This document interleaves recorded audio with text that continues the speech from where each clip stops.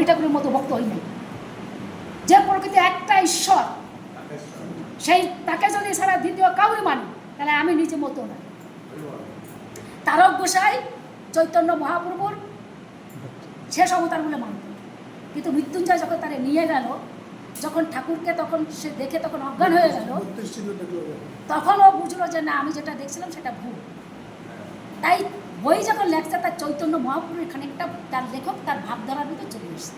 সেখানে লেখা আছে যে রাজহংস দুধ আর হচ্ছে তোমার জল এক জায়গায় থাকবে, রাজহংস সেই দুধটুক খেয়ে নেবে, তার মানে সার অংশটা খেয়ে নেবে।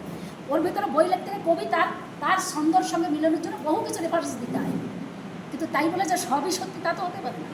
তো তারক গোসাইরে যখন হরি ঠাকুর চলে গেল, যখন নদীর পাড় দিয়ে যাচ্ছে, তখন হরি ঠাকুরের পায়ে সাপ যখন উনি দেখলো, তখন বুঝে নিল যে ঠাকুর আর নাই।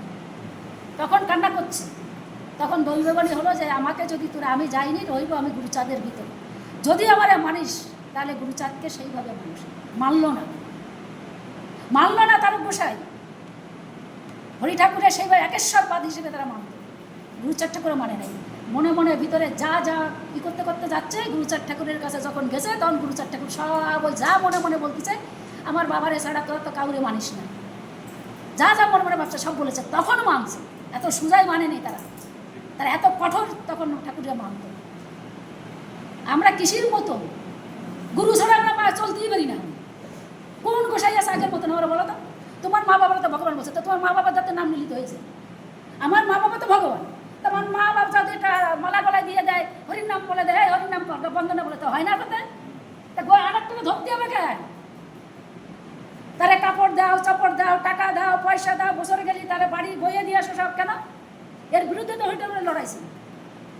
তুমিও যেমন আমিও সেমন, শুধু চেতনার অভাব।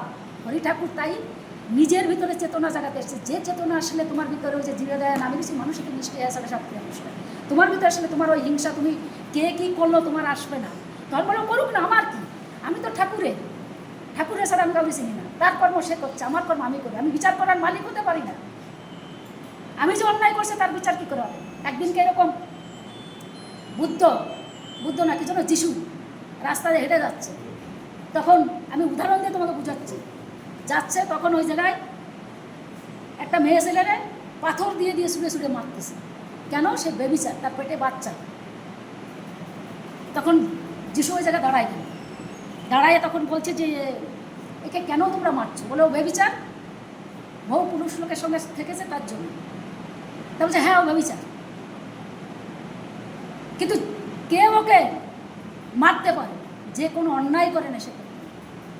তখন ওই একজন পাথর উঠাচ্ছে, যেই মারতে যাচ্ছে, তখন যিশু বলেছে তুমি এই অন্যায় করেছো, পাথরটা ছিল বলেছে। এরকম করতে করতে যতগুলো লোক ছিল কেউ আর তারা মারতে পারেনি। আমরা প্রতিটা মানুষ কখনো না কখনো ভুল আমরা করি। আমার ভিতরে সেই আসেনি যে আমি একজনের বিচার করব, আমি একজনকে মারবো, কি আমি একজনকে তার বিরুদ্ধে কথা বলতে চাই।